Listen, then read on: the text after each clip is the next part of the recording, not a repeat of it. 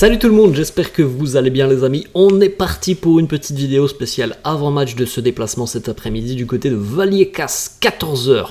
Le Rayo Vallecano reçoit le Real Madrid. C'est un derby, on le rappelle.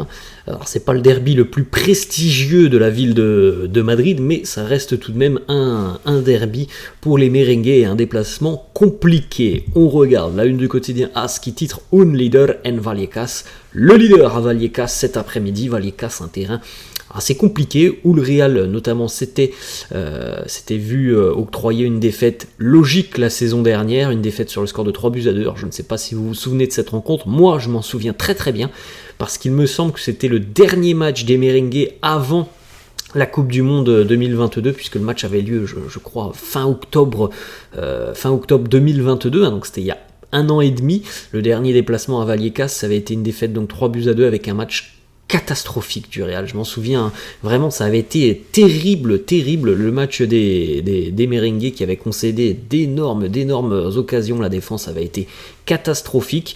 Depuis, il y a eu deux matchs, mais les deux matchs ont été joués au Bernabéu, et notamment le match aller où il y avait eu 0-0, donc voilà, le Rayo c'est une équipe assez difficile à jouer quand même, et c'est un déplacement compliqué pour le Real cet après-midi. La une du quotidien Marca, beaucoup d'infos sur cette une de Marca. En ce qui concerne le Real, c'est en haut, où la máquina de ganar amenaza al Rayo.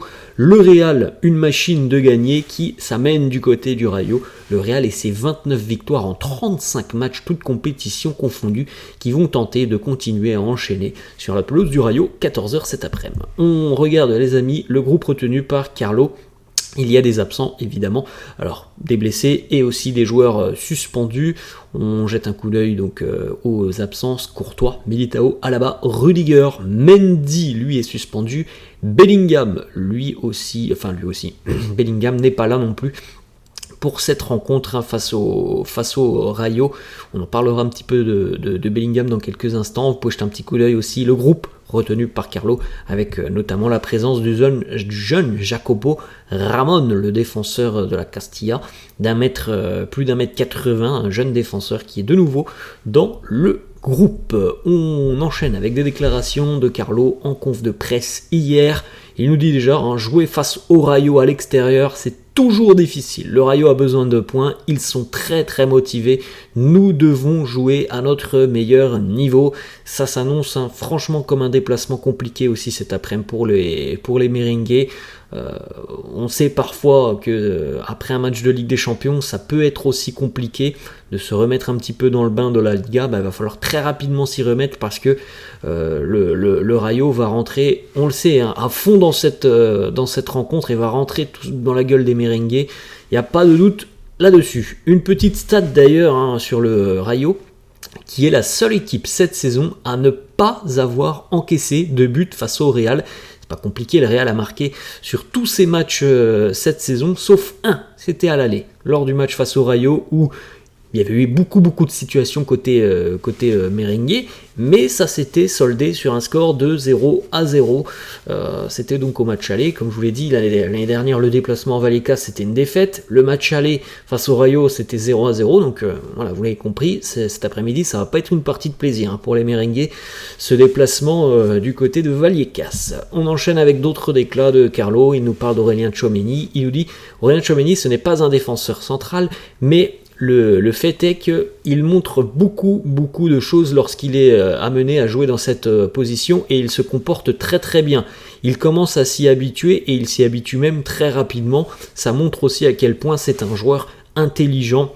Il a cette faculté, cette capacité, Aurélien, à s'adapter très rapidement aux demandes de son entraîneur, et c'est pour ça aussi que c'est un profil qui est très apprécié, parce que même s'il le dit ouvertement, il n'aime pas forcément jouer en tant que défenseur central, il ne rechigne pas, il ne se pose pas forcément de questions, et on voit bien tout de même qu'il a cette aptitude à tout de suite comprendre le rôle qui va être le sien lorsqu'il change de poste.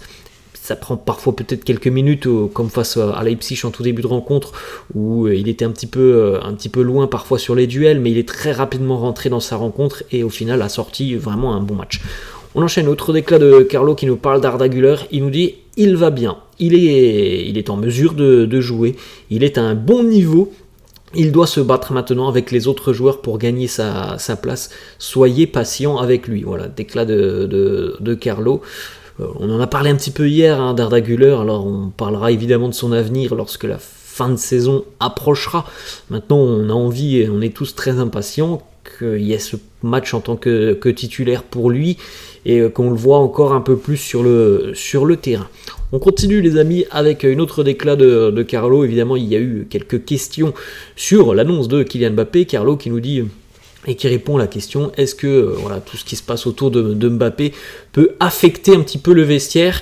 Carlo en conférence de presse, regardez son visage hier, il dit tout simplement, est-ce que j'ai l'air affecté ou embêté par cette information? Non, pour moi c'est une conférence de presse tout à fait normale. Autre déclat de Carlo sur Mbappé, la question du journaliste c'est, est-ce que vous aimeriez l'entraîner? En parlant de Mbappé, Carlo qui encore une fois esquive et qui nous dit ce qui est tout à fait normal au final.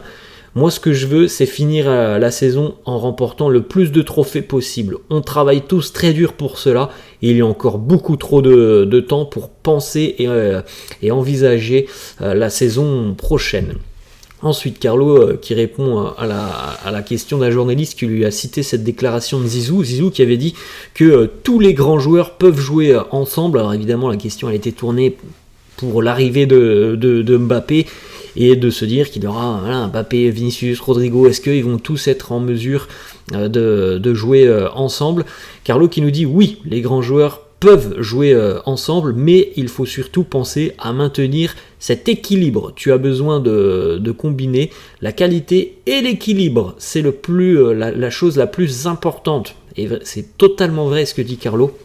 Ne pas donner trop de pouvoir à ces génies offensifs qui sont du côté du Real et surtout leur faire comprendre que c'est le collectif avant tout, c'est qu'il faut faire les efforts pour tes petits copains qui se dépouillent derrière pour t'offrir des bons ballons, parce que on peut le voir chez certaines équipes, du côté du PSG l'année dernière.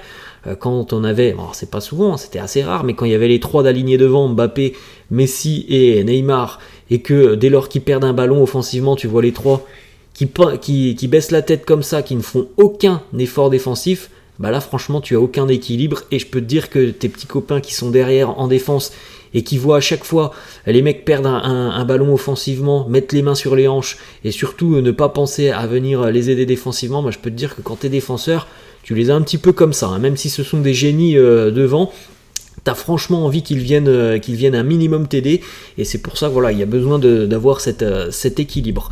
Ensuite, une petite déclat de Carlo sur l'avenir de Luka Modric. Il nous dit le futur de Luka, le club a toujours laissé les joueurs décider. Moi je vous en ai parlé il y a 2-3 jours, je pense sincèrement que c'est la fin de l'aventure pour Luka, et même si Carlo nous dit oui, le joueur peut décider de son avenir, franchement c'est quand même difficile d'imaginer à l'heure actuelle que Luka va prolonger son contrat étant donné son faible temps de jeu. Je pense pas qu'il a envie de continuer une saison supplémentaire en jouant un quart des matchs.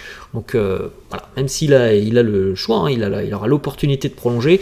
Je pense que ce qui s'est passé tout au long de la saison, c'est un message aussi qui lui a été transmis.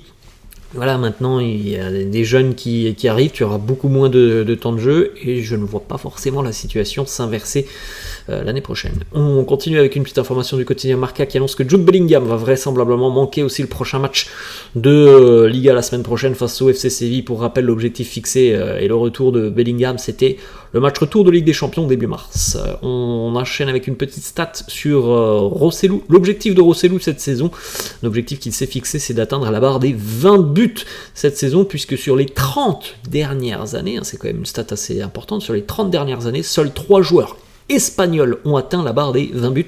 Raúl, Morientes, Morata. Rossellou, cette saison, pour le moment, il en est à 13, donc l'objectif pour lui, c'est de marquer peut-être encore 7 buts d'ici à la fin de saison pour intégrer cette liste, parce que visiblement, c'est quand même très compliqué pour un joueur espagnol de marquer une vingtaine de buts par saison du côté du Real. C'est arrivé 3 fois seulement en 30 ans. Donc c'est quand même une stat assez folle.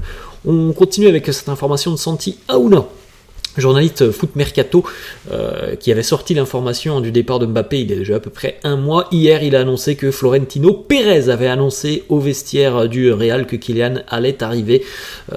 Voilà, ça n'a pas été repris en Espagne.